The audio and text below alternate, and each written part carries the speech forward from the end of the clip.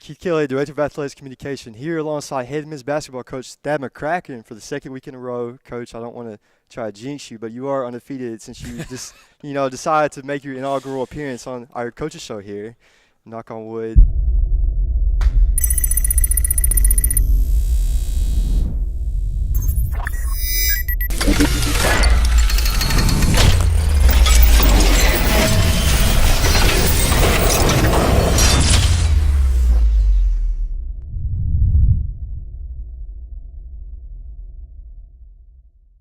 Two big games this past weekend, two big wins. A 66-63 win against Barry in a rematch of the 2018 Southern Athletic Association title game, followed up 2 days later with a 7-point win against Oglethorpe. Two big wins. Just before we get in depth in each game, let's just talk about, as a whole, the two big wins on the weekend in 3 days. Sure. Conference weekends in our league are tough. We don't get much preparation for the second game. And so what we do is we prepare for that second game early in the week. But you kind of move on and at that point try and take it one game at a time. And so, I thought our guys did a nice job in terms of their preparation last week. Classes started back, and so we had that adjustment to our schedules. But the guys showed up every day. They were ready to work. They were ready to get after it. And, I thought we did a pretty good job in our preparation of the two games in terms of our zone work and things like that. And, again, anytime you go into a conference weekend, you're always hoping for two wins, but at the same time, I think a lot of coaches would take a split. What you don't want to do is try and go 0-2, obviously, but that happens and happens to good teams. And we were able to come in on the weekend. We took care of business Friday night in a good game, and I thought we played well. And we were able to follow that up on Sunday, and I thought we played good basketball on Sunday. We weren't at our best, but it was good enough to win, and we were awfully good defensively. Packed crowd Friday night, had to be close to 600. Most fans has to be all season long. Seth Stanley, who's also our special guest on the show, who's going to join us a little bit later on, finished with 18 points, 5 rebounds, 7 of 14 from the floor, and 3 of 3 from the free throw line. Now, this is a game where it's pretty back and forth for most of the first half. You guys trailed by 7 at the break. We scored, they scored. You guys held Barry scoreless for the next 7 minutes, and that's where we were able to take control and to sustain a 10-point lead and pretty much held them off until then. How big was that run holding them scoreless for 7 minutes? Sure. It was huge. There's a stat that we track as a team each game called kills, and a kill is 3 defensive stops in a row. And I forget how many we had in that run, but we finished the game, I want to say, with about 7 kills as a team. And, I'll be real honest, I could not brag on our guys anymore in that run and in that game. Their big guy, who I'm sure you'll bring up, Elijah Hirsch, is a first-team All-Conference player, Conference Player of the Year candidate this year. He's added a three-point shot to his game, and he's an absolute handful. And in the first half, we were trying to send help from our guards. And they ended up shooting it well from 3 in the first half, and like you said, getting out to that 7-point lead. So at halftime, we kind of looked at our posts and said, guys, big fellas, you're on your own. We can't quite send the help that we did, to start the game. And, again, you talk about a 6'8 freshman that can really play, or 6'8 senior in Hirsch that can really play and has been through the fire. And we were throwing 4 freshmen at him. But those guys did an absolutely tremendous job. He finished the game with 33 points, but he took 21 shots to do it and got to the free throw line 14 times. And so the job those guys did one-on-one with him, I thought, was phenomenal, especially in that run where we were able to score it and get out to that 10-point lead. You mentioned Hirsch. He did finish with 33, which is a career high. Also had 14 rebounds. Big double-double for the big guy, and he's got to be one of the best defenders we've seen in the SAA this year. You talk about defense, a great game defensively. You guys finished with 8 turnovers, Barry finished with 17. That's more than double, obviously, what we had. Defense wins championships, and that was a really outstanding defensive performance against a very high-talented Vikings team. Yeah, so we just finished the first half of conference play. We've played everyone in the league once, and we're about to turn around and go play them for a second time. And, statistically speaking, in conference play right now, we're the number 1 defensive team in the league.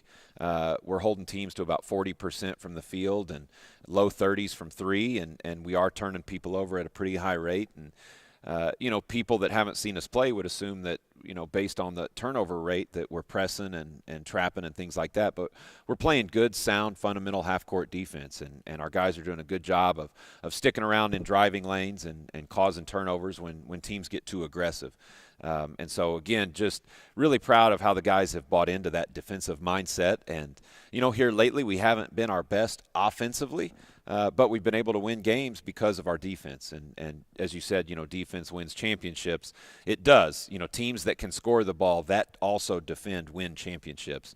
And we're scoring just enough right now. We've got some work to do offensively to try and clean that up a little bit. 42 hours later, you guys took on Oglethorpe in a rematch of the 2018 SAA semis, a game in which obviously you guys wanted to take on Berry in the championship game.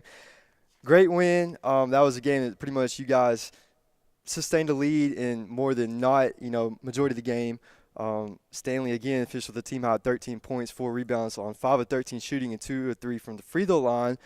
Now, Stanley, in my mind, tie ball game late, right before halftime, he sustains or maintains a 5-0 run all by himself, three-pointer followed up by a dunk at the buzzer. How big was that dunk, and how big did that have on an impact as far as building momentum and taking it to the locker room at the halftime? Sure. I guess I'm not sure who this Stanley guy is, but no, Seth is a phenomenal player for us. He's got a great basketball IQ, and as I said last week on the show, when you recruit a guy, you really fall in love with him as a player and as a person, and you always hope that they turn out to be as good as you thought they'd be. And we've had several guys over the years that have proven to be even better than I thought they would be, and Seth is one of those guys. And he's a joy to coach, and that play in itself, I think, really is a tribute to who Seth is as a player. That was just, as I've said to some different people, everyone looks at the dunk, as being the momentum play, and it was, don't get me wrong. But the play Seth made defensively it was such a smart basketball play.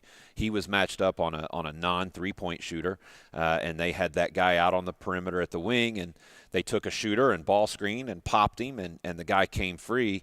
But Seth had the basketball IQ and presence of mind to leave his non-shooter, go contest the shot. He ended up blocking it because of his length and athleticism, and then the ball fell into Jacob Link's hands, and Jacob also had the presence of mind to understand there was some still time left in the half. He pitched it ahead, and as you said, Seth finished it with the dunk. And it was a great basketball IQ play, followed up by a great basketball athleticism play, and very few guys, I think, at the college level possess the attributes to make both of those plays, and Seth is one of those guys, and I'm certainly glad he's on my team.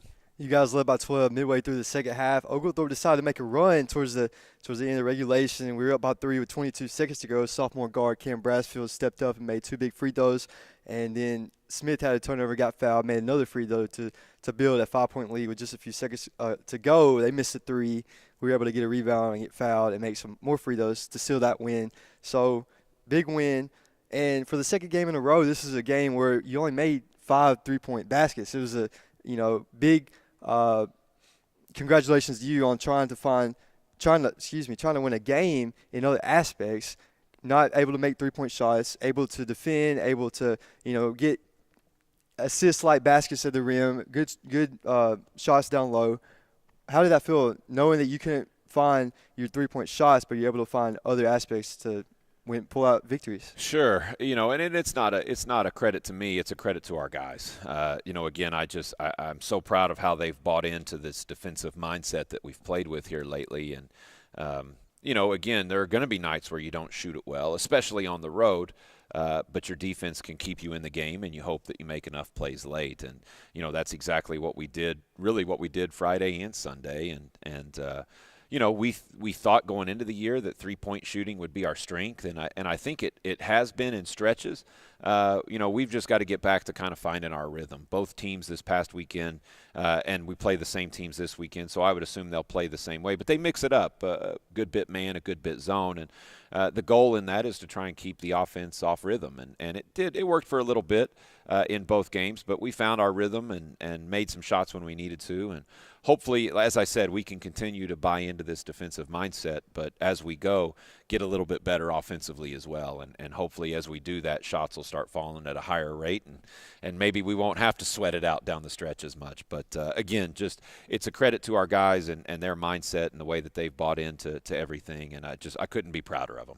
First weekend conference sweep since the 2011-12 season. First two-game SAA win streak since February 2015. Two big stats right there, making history by the week. Obviously, you're 4-3, tied for third in the conference with BSC. So if playoffs will start today, we'd be the 4th seed since BSC beat us earlier in the season. Conference wins, 2 record-breaking wins against Millsaps and Rhodes, 2 games where we now own the largest margin of victory this season. Revenge game, I can't talk, against Berry in the rematch of the title game. Revenge games against Oglethorpe in the 2018 semis. Searching for first regular season sweep since 2014-15. So you're going to be in search for your second win against the same team in 7 days. Give us a little preview on Berry and Oglethorpe now that we've seen them play the last couple of days. Sure, and that's going to be hard. It is. It's hard to beat a team multiple times, especially a good team like Berry and a good team like Oglethorpe, and to turn around and go do it at their place. So we'll have 2 tough games ahead of us this weekend. Again, what we've got to try and do is remember how we won the games Friday and Sunday against them, and not that we won. And continuing to build on that defensive mindset, make a few adjustments offensively, and hope that those pay off. But I'm proud of where we are right now. I'm happy. We're still maybe not quite whole in terms of our health, but we're the healthiest we've been all year. Preston, I think, is starting to kind of get his footing a little bit. He's not shooting it as well as he wants to, but he's already gotten in the gym the last couple of days and tried to make some adjustments to his shot. And again, Jacob coming back and playing again for us and feeling pretty good is huge for us, because he's a physically imposing guard that can really defend, and from the stats this weekend, he can really rebound as well. And so having him out there just gives us a little bit more toughness and confidence, I feel like, on the defensive end. And again, we're a young team, and those 2 guys are the 2 that have been through the fire the most. And so they lead us in terms of their poise and presence on the floor. And, so I don't think we're peaking quite yet, which is a good thing. Hopefully we can continue to tinker a little bit and improve in some small areas. And, hopefully we can build some momentum here this second half of the season. And regardless of conference finish, be at our best leading into the conference tournament. Last thing right here, we got to talk about him a little bit before he comes on and joins us. This is a guy that's led the team in scoring the last 5 straight, and that's the most by any player in your 9 years of coaching here. He's made a 3-point basket in 11 straight games, 4 games with 20 points at least on the season. He's only a freshman. He's also scored 10 points in 7 straight games in 9 of his last 10. This kid's only a freshman, or this guy's only a freshman, He's only played 15 or 16 college games. Yeah. What's it like to have somebody this young have so much success early on in the season? Sure. It's hard to call him a kid when he's about twice my size. So, no, as I said, we knew when we recruited Seth and ultimately when he committed that we got a steal. We knew that. And he's a great student. That's why he's here at Hendrix. He's a great basketball player, as he's showing everyone. I'm not at all surprised by the success he's seeing on the floor. We knew he would have a lot of success here, and again, I think the reason for his success is twofold. One, he's a team player first. Really, all he cares about is winning games. He doesn't care how many points he scores. We need him to score for us, but he's hard to stop because he can score in a wide variety of ways. He shoots the 3 incredibly well. He handles the ball well and can drive to the basket. He's posting up now and scoring on the low block, and so he's an absolute handful to try and stop. And we've got pieces around him that, if you do try and key in on Seth too much, Preston's going to hurt you. Carl's going to hurt you. Sean, Cam, Trey, Jack, all these guys are capable of being our leading scorer any given night. It's just happened that Seth's gotten it done for us the last 5 games, and I think he'll continue to lead our team in scoring. I don't know that he'll do it every single night, but again, that's not where his focus or emphasis is, and that's why he's such a joy to coach. And I keep telling everyone I'm glad he's on my team. But again, he's a great guy. He's a selfless player. He's an absolute joy to coach, and the sky is the limit for him. And I don't think other coaches are too happy we've got him, and that makes me even happier. So. That's pretty good. Coach, thanks for joining us. Absolutely. Thank you, Keith. Appreciate it. All right, here comes the big fella.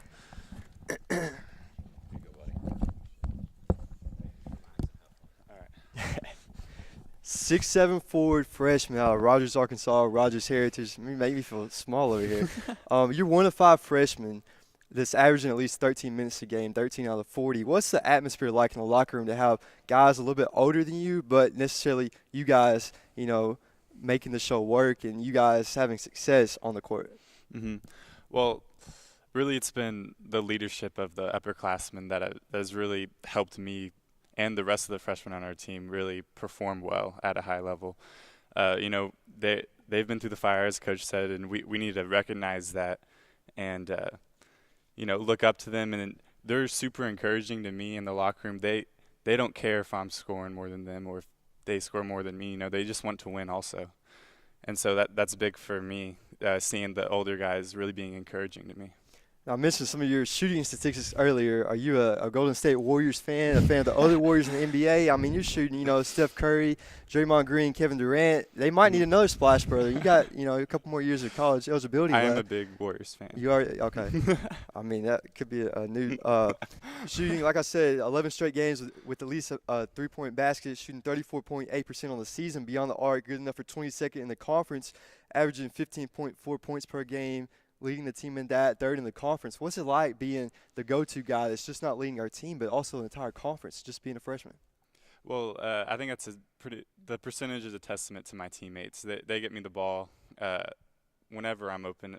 I try to move as much as I can on the perimeter to make myself available, but they do a great job of seeing me and unselfishly getting me the ball when I'm open. And every time I miss, and I haven't been shooting as well from through the last couple games, but the mindset's still the same for my teammates. They're still getting me the ball, and they are encouraging me even when I'm not shooting well. So that's big. Not only shooting threes, you're shooting 81.3% at the free throw line, 65 of 80. You've made at least 2 free throw makes in 7 straight games in 12 of your last 13. And I don't want you to tell everybody your secrets on how you're a great basketball player, but what's something that, you do that helps you have a lot of success on the court offensively and defensively? Mm-hmm.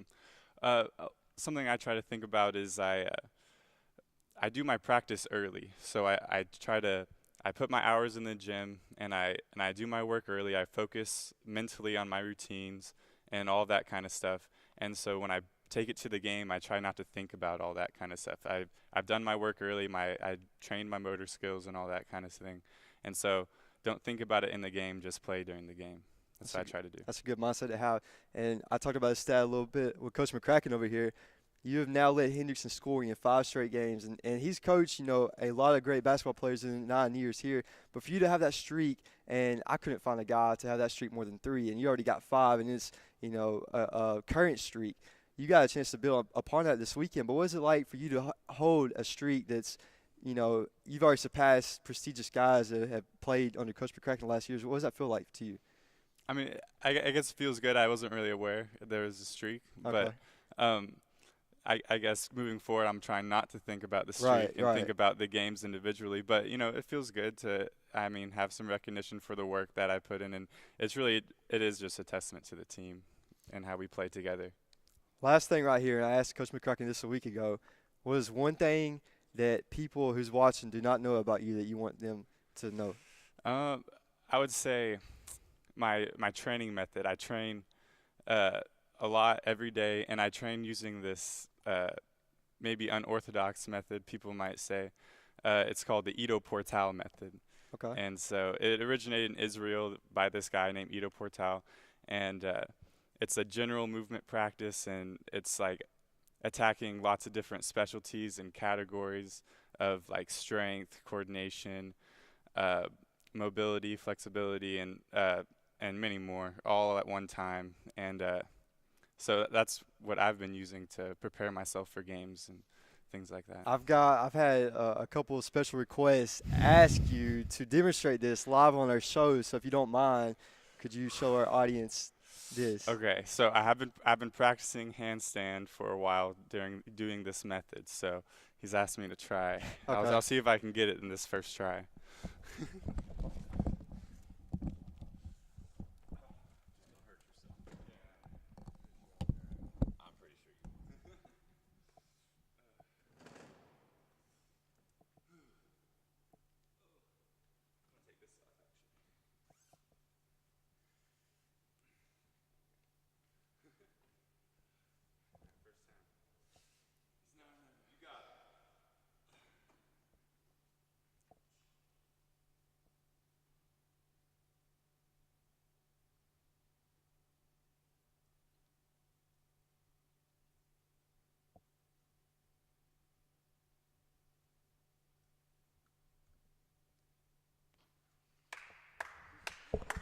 That was great. That was great. If you haven't been to Hendrix Warriors basketball game, he does that every game in pregame warm-ups. He's been doing that a little bit, a year and a half or so? Year and a half or so. And that's going to be it from Keith Kelly, Seth Stanley, Coach McCracken over here. This is going to be the Hendrix Warriors Coaches Show, and we will see you guys next week.